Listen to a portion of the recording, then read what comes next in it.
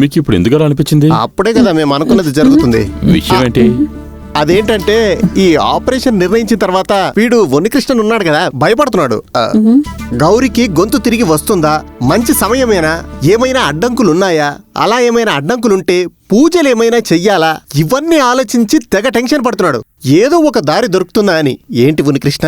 ఎక్కువ మాట్లాడకు, ఇంక చాలు. లోకంలోనే నెంబర్ 1 ఫోనోజర్ డాక్టర్ వస్తుందని హరి చెప్పాడుగా. ఆపరేషన్ బానే జరుగుతుందిలే. ఓ, దానికిప్పుడు జ్యోతిష్యం అది ఇది అని ఏమీ అక్కర్లేదులే.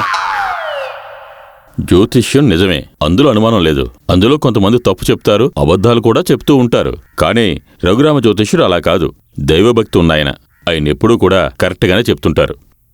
వీళ్ళకి ఇలాంటి డౌట్ వచ్చింది కాబట్టి ఒకసారి ఆయన ఇంటికి పిలిపిద్దాం.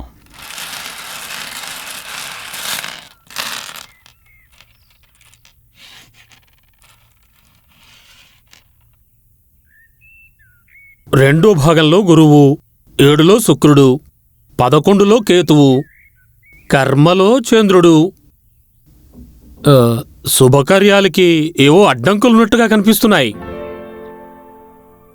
అర్థం కాలేదు. కర్మని గురువు అడ్డుకుంటున్నారు. గురువు చాలా అడ్డుకుంటున్నారు. ఎటువంటి మంచి విషయమైనా సరే అలా వచ్చి నుంచుంటారు.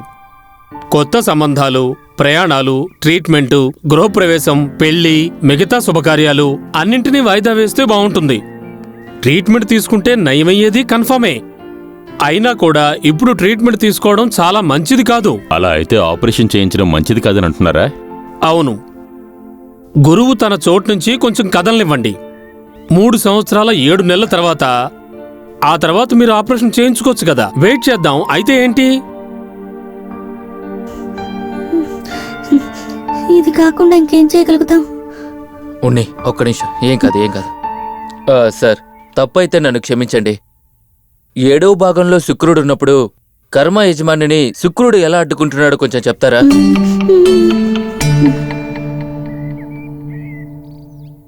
అది ఈ రెండిట్లోనూ గురువు ఉన్నప్పుడు 6వ భాగంలో కూడా గురు ఫలితం ఉంటుంది. శుభకార్యాలు కలిసొస్తాయని, ట్రీట్మెంట్ చేస్తే అంతా బాగుంటుందని అందులో ఉంటుంది.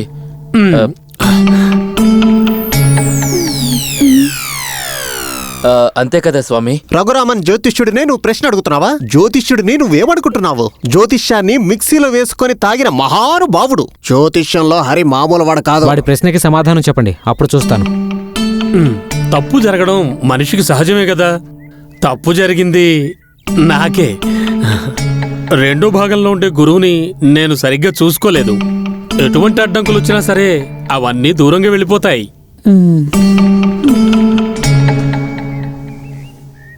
ఉన్నికృష్ణన్ జాతకం చూసినా కూడా కర్మస్థానంలో శుక్రుడే ఉన్నాడు. తన భార్యకి చాలా మంచి యోగం ఉందని చూపిస్తోంది. గౌరీ గొంతు తిరిగి దొరకపోతోంది అంటే దానికి నీ భర్త జాతకం కూడా కలిసొచ్చింది కాబట్టి మనమందరం ఉన్నికృష్ణన్కి థ్యాంక్స్ చెప్దాం. ఆపరేషన్ చాలా సక్సెస్ఫుల్ గా అవుతుంది. ఓం నమ శివాయ, ఓం నమ శివాయ.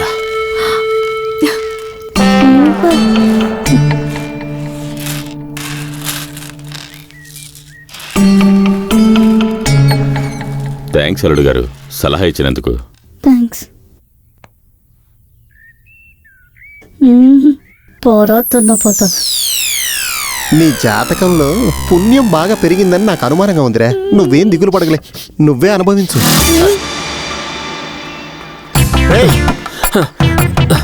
జ్యోతిష్యుడా, డబ్బులు తీసుకొని ఇప్పుడు పారిపోతున్నావా? డబ్బులు తీసుకోవడం కోసం నేను పనిచేశానండి.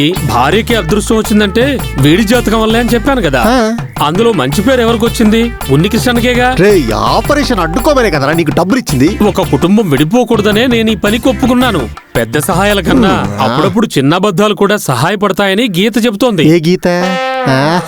రోడ్డు మీద పొయ్యేది చెప్పింది నువ్వు నా దగ్గరకు వచ్చి చెప్తున్నావా? నీ దగ్గర మాట్లాడి నాకు అసలు ఉపయోగమే లేదు. వాడు జ్యోతిషంలో చాలా గొప్పవాడు. ఇంకలా చేసుంటే నా పని అయిపోయి ఉండేది. ఏమైనా అయితే నాకు నా భార్య పిల్లల్ని చూసుకుంటావా? చూసుకోలేను, కానీ భార్యను మాత్రం చూసుకోవాలా? మంచి చెయ్యాలని చూస్తే వీడింటి ఇలా చేస్తున్నాడు. ఏం లోకర్రా ఇది? ఒక దారుంది. ఎటువంటి భార్య అయినా సరే ఎగిరే ఫ్లైట్లో నుంచి కూడా దిగొచ్చేస్తుంది. తన భర్తకి ఏదైనా తప్పు జరిగింది అంటే. అయ్యో, ఇది చాలా కష్టపడే టాస్క్ పాపా. తనని విడిచి వెళ్ళడానికంటే పెద్ద కష్టమేం కాదు కదా ఇది. నువ్వు తప్పకుండా చేయాల్సిందే. నువ్వు తప్పకుండా అని చెప్పేటప్పుడు ఏ రేంజ్ వరకు రావాలి? అదంతా భార్యల మనస్తత్వాన్ని బట్టి ఉంటుంది. కొన్ని ఉదాహరణలు నీకు చెప్తాను. కొంతమంది భార్యలు చేతులు కాళ్ళు విరిగిపోయి క్లాక్ లో ఉండే పెన్నులాగా అటు ఇటు వేలాడమే వాళ్ళకి ఇష్టం. మరి కొంతమంది భార్యలకైతే నడుం కింద ఏదైనా పని చేయకపోతేనే వాళ్ళకి ఇష్టం. ఇంకొంతమందికి కళ్ళు లేకుండా పోవడమే ఇష్టం. హలో, కాస్త అక్కడే ఆగండి. ఎలా ఉంది శ్రీదేవి కళ్ళు, ఐశ్వర్య ముఖం ఇక నమితలాగుంటుంది. నీకేమైనా పిచ్చి పట్టిందా? పోరారే, ఇదెవరో తెలుసారా? తను నా బాలమణి. ఫోన్ కొట్టని మీరు నన్ను ఎగతాలు చేస్తుంటారు కదా, అదే ఫోన్ కొట్టులోంచి దొరికిన అమ్మాయి ఈ బాలమణి. జీవితాన్ని మార్చుకోవడానికి కొన్ని క్షణాలు చాలరా. జీవితం లేకుండా పోవటానికి కూడా. నీకు తెలుసా, ఒక రోజుకి 100 సార్లని నాకు కాల్ చేస్తుంది. ఇప్పుడే తనతో మాట్లాడి ఫోన్ పెట్టేశాను. నేను ఫోన్ చేయకపోతే, నా గొంతు తను వినకపోతే తను భోజనం చేయదు, నిద్రపోదు. కొంతమంది అంతే, చండాలమైన గొంతు వింటేనే నిద్ర వస్తుంది. అయితే నీ గొంతు వింటేనే చాలరా. నీకు అసూయరా, అసూయ. నువ్వు తన గొంతు ఎప్పుడన్నా విన్నావా? నేను రికార్డ్ చేసి ఉంచాను రా. నా గొంతు అని తెలిసిపోయిందా ఏంటి? తర్వాత కలుద్దాం, నాకు అసలు టైం లేదు ఇప్పుడు. ఆగో, విన్నాక ఆ తర్వాత వెళ్ళు. విను. ఇది లతా మంగేష్కర్ గొంతు కదా. ఇదే నా బాలమణి అందమైన గొంతు. లతా మంగేష్ కూడా ఓడిపోతాడు. లతా మంగేష్ కాదు, మంగా మహేష్ కూడా ఓడిపోతారు. అసూయ పడకరా. నీలాగా కుక్కలా కాకా నడిచే మనిషి కాదురా తను. కుక్క ఎలా అరుస్తుందో కూడా తెలియని ఎదవా నువ్వు. ఏంటంటే అసూయరా, అసూయ. మనం వెళ్దాం పదా. టు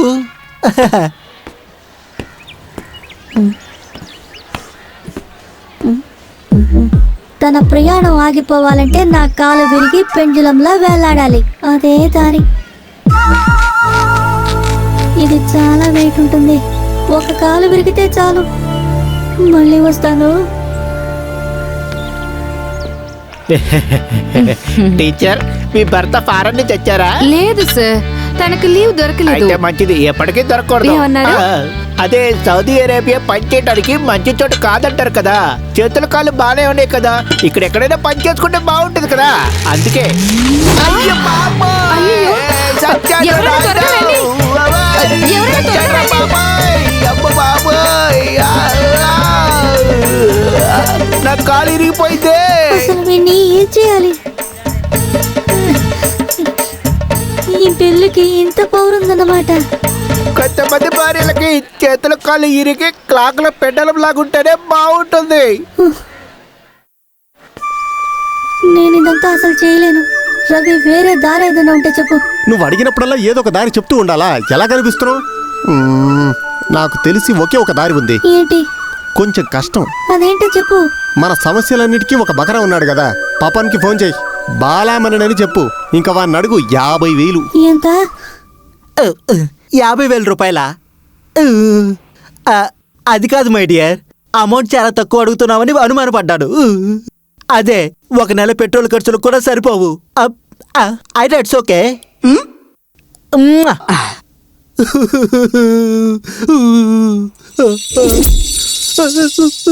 అయ్యో,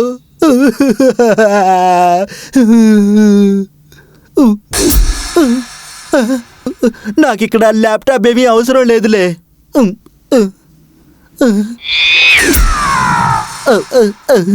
అయ్యయ్యో, చెప్పిన డబ్బులు రెడీ అయ్యాయా? పూర్తిగా ఉన్నాయి, తీసుకోండి. Thank you mister Ferida. Thank you my boy. Ferreira కాదు, పప్పన్. మీరు నా పేరైనా గుర్తుపెట్టుకోండి తాతయ్య గారు. సారీ మిస్టర్ పపన్, నువ్వేమి దిగులు పడకు. చాలా లేట్ చేయకుండా మళ్ళీ వచ్చి అప్పు తీసుకుంటాను. ఇలా చూసినప్పుడు అలా అప్పు తీసుకుంటే దానికి అర్థం ఏంటి? నేను అడిగిన విషయం ఏమైంది? ఇక బాలామణి చూడకుండా 5 పైసలు కూడా ఇవ్వను. Don't worry mister Papan. బాలామణిని చూడాలని నీకు అంతాసగా ఉందా? నచ్చిందని అడిగితే నాకు బాగా ఇష్టం. Well done my boy. దిగులు పడకలే, నువ్వు నాకు నచ్చావులే. వచ్చే నెల చివరి ఆదివారంలో నిన్ను చూడ్డానికి బాలామణి వస్తుందిలే. ఇదే పార్కులో, ఇదే బెంచ్ లో కరెక్ట్ గా 5 గంటలకి రెడ్ కలర్ చుడిదార్ వేసుకొని వస్తుంది. ఆ కలర్ చుడిదార్ వేసుకుని ఇంకెవరైనా వస్తే నేను ఎలా గుర్తుపట్టాలి? Clever boy. నేను ఒక రహస్యమైన కోడ్ ఇస్తాను, ఇదిగో తీసుకో. ఇది మసాలా వడ కదా? Of course. అందులో సగమే ఉంది. అవును, దీని మిగతా సమం బాలామణి దగ్గర ఉంది. అయ్యో. ఈ రహస్యమైన కోడ్ కలిసాయంటే నువ్వు పపన్, తను బాలమని. ఇంకొక విషయం, నువ్వు నాకు కోఆపరేట్ చేయకపోతే మీ అమ్మ చెల్లెలు నా ఇంట ఉంటారు. కానీ నువ్వు సరిగ్గా చేసావంటే నేనేం చేస్తానంటే నా మనవరాలు నీ ఇంట ఉంటుంది. గుర్తుంచుకో. ఓకే.